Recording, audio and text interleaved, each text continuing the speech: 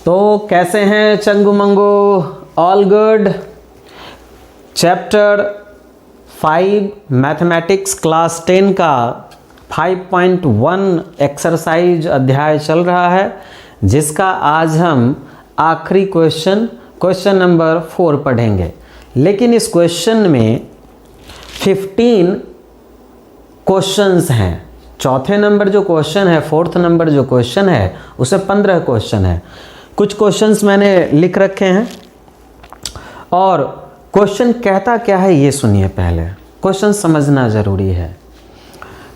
ये सारी की सारी क्वेश्चंस जो दी हुई हैं, 15 क्वेश्चन, 15 जो क्वेश्चन दिए हुए हैं, वो एपी है या नहीं है इसके बारे में है। क्वेश्चन ने कंफर्म नहीं किया है कि कौन सा एपी होगा, कौन सा एपी नहीं होगा। हमें निकालना होगा कि कौन सा दिए हुए जो सीरीज़ है, नंबर ऑफ लिस्ट जो हैं, उनमें से कौन सा एपी है और कौन सा एपी नहीं है। तो एपी निकालने के लिए आप जानते हैं कि हमें डी निकालना होगा, D1, D2, D3। अगर सभी के सभी डी इक्वल हुए तो ये एपी हुआ और इसी में हमें डी भी निकल जाएगा। गॉट इट ना? तो चलिए स्टार्ट करते हैं हम लोग। और करना एक और चीज़ है, अगर ये एपी हुआ, कोई क्वेश्चन मान लीजिए कि पहला क्वेश्चन हमने सॉल्व किया ये वाला, और ये अगर एपी हो गया तो 3 और नेक्स्ट जो टर्म्स होंगे, जो 3 और नए पद होंगे, ये 16 के बाद कुछ और आएगा, 3 नए पद भी निकालने होंगे। तो चलिए स्टार्ट करते हैं। ये शायद वीडियो बड़ा होगा, इसके लिए आप तैयार रहें। क्वेश्चन 1 है, क्वेश्चन 4 का पार्ट 1 है, 2, 4, 8, 16। हमें क्या करना है? इसमें लिखना है this one is A1, this one is A2, A3, A4 मैंने लिख दिया ना? ठीक है, चलिए निकालते हैं, गाना गाते हैं। D1 will be A2 minus A1 होगा। A2 का वैल्यू 4 है, A1 का वैल्यू 2 है, D1 का वैल्यू 2 आया। सिमिलरली चलिए गाना गाइए। D2 का वैल्यू क्या होगा? A3 minus A2, A3 minus A2, A3 का वैल्यू क्या है? 8, A2 का वैल्यू क्या है? 4। आंसर होगा 4। ओहो, बस रुक जाओ, आगे नहीं जाएंगे। क्यों नहीं जाएंगे भैया?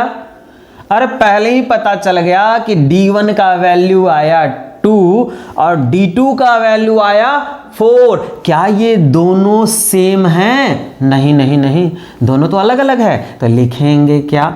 D1 is not equal. देखो फिर से करते हैं, ठीक है, मजा आता है इस करने में। तो ये जो पार्ट है ना, मेरे लिए बड़ा इंटरेस्टिंग है। हम अगर लिखते D1 is equal to D2 तो इक्वल ऐसे लिखते बराबर, लेकिन ये बराबर नहीं है, ढिंचैक। मजा आया? D1 is not equal to D2, so this will be not an AP. तो लिखेंगे this will not be an AP. चलिए इससे पीछा छूटा। क्वेश्चन नंबर 2, सेम वही कहानी शुरू करते हैं। ये हमारा है A1, this will B A2, ये होगा A3, ये होगा A4। D1 का वैल्यू क्या होगा? A2 माइनस A1, A2 भैया क्या है? 5/2 माइनस होगा A1 का वैल्यू 2 नहीं 2/1। जब एलसीएम इस तरीके का हो तो नीचे में 1 लगाएंगे और 2 और 1 का एलसीएम 2 आया और 5 का 5 आया और 2 2 जा तो 2 2 जा 4 आया, 1/2 आंसर हुआ। ये तो D1 ही निकला ना भाई साहब। तो चलिए D2 भी निकाल के देख ही लेते हैं क्या है। अगले ही टर्म से पता चल जाएगा कि क्या कहानी है। अच्छा एक बात और, D2 भी अगर 1/2 आ गया तो आगे का निकालना ही होगा। हो सकता है कि आगे वाला बराबर ना हो। ये गलती बहुत बच्चे करते हैं कि D1 निकाल लिया, D2 निकाल लिया, देखा बराबर है, बोला भैया ये AP है। हो सकता है कि जो D3 निकालने वाले हैं वो बराबर ना हो, इसीलिए सावधानी बरतें। इस कंडीशन में दो ही अगर आपके नहीं बराबर हैं D1 और D2 तो ये कंडीशन फुलफिल होता है कि ये AP नहीं होगा। लेकिन कई बच्चे गलतियां करते हैं, बिल्कुल इस चीज़ की सावधानी आपको बरतनी चाहिए कि अगर पहला D1 और D2 दोनों बराबर है तो धराम से आप AP उसको कंसीडर बिल्कुल ना करें। हो सकता है कि आगे D3 जो आप निकालें वो D1 और D2 के बराबर ना हो, उसमें आप फंस सकते हैं। तो चलिए निकालते हैं और गाना शुरू करते हैं। D2 का वैल्यू क्या होगा, A3 minus A2, A3 minus A2 भैया, A3 माइनस A2, A3 का वैल्यू 3 है, A2 का value 5/2।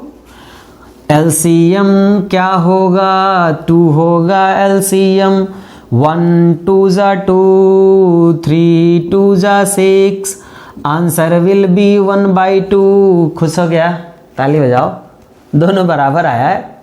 D1 is equal to D2, लेकिन रुकना नहीं है, D3 भी निकालना होगा, चेक करना होगा कि D3 एक्चुअली में बराबर है या नहीं। चलिए गाना शुरू करते हैं। D3 का वैल्यू क्या होगा, A4 minus A3, A4 minus A3 भैया, A4 माइनस A3, A4 का वैल्यू 7/2 माइनस होगा 3। आंसर देखो क्या आएगा, ये हो गया 7 माइनस 6, आंसर हुआ 1/2। अब हमने पक्का किया कि हाँ अगर D1 equal to D2 is equal to D3 है तो इसको कहेंगे सिंपली D और उसका आंसर है 1/2।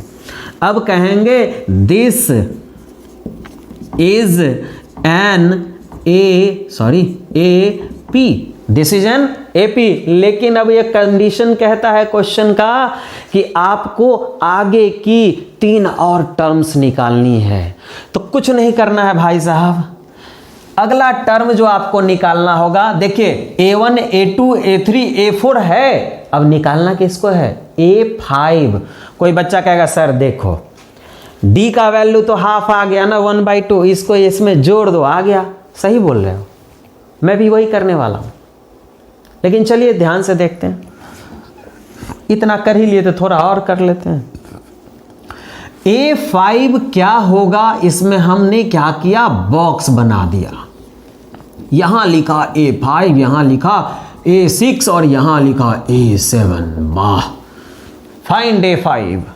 तो लिखा A5 की वैल्यू क्या होगी, तो किसी ने बोला सर A5 निकालने के लिए इसमें सिंपली D जोड़ दो।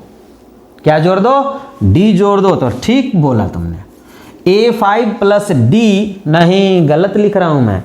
A5 निकालने के लिए क्या करना होगा, पिछले वाले टर्म, पिछला वाला जो टर्म दिया हुआ है A5 will be equal to A4 plus में D, A4 प्लस में D। और एक बार अच्छे से सीखेंगे फिर से इसको, ये D आया कहां से और ये फॉर्मूला जनरेट कहां से होता है।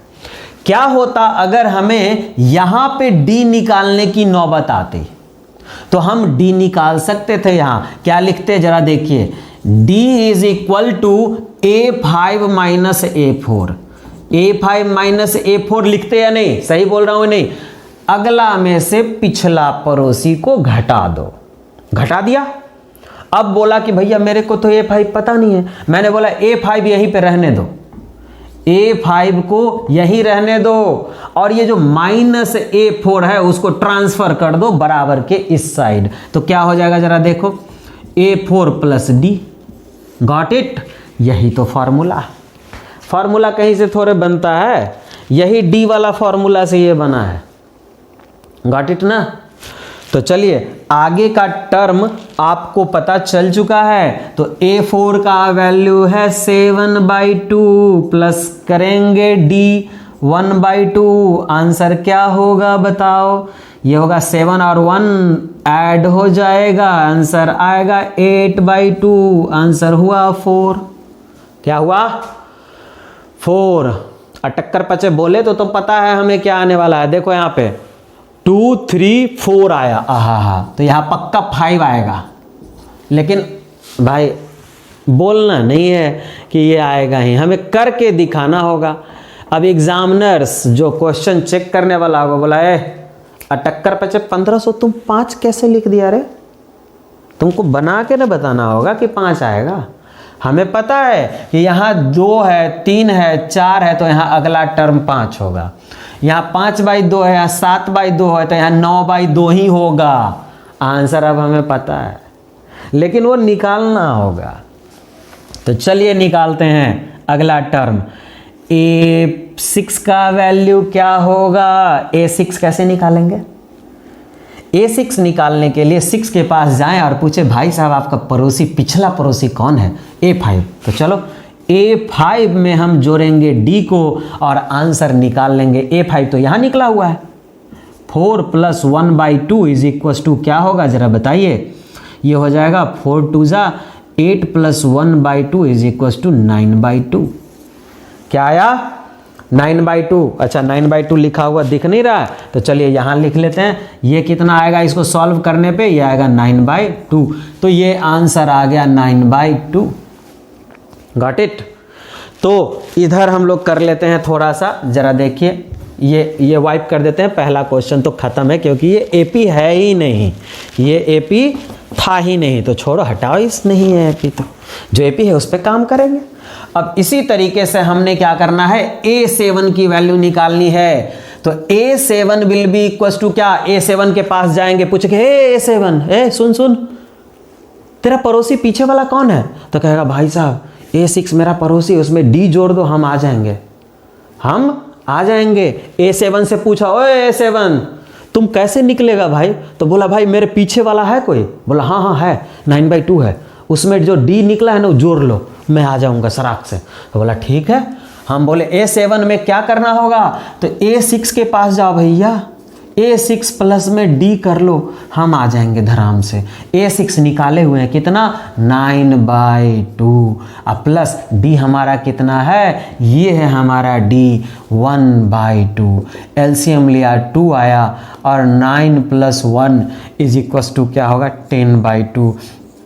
बोला था ना शुरू में कि अगर यहाँ पे 2 है, यहाँ 3 है, यहाँ 4 है, तो यहाँ 5 ही ना आएगा। सोच के देखो, मज़ेदार चीज़ है। चलिए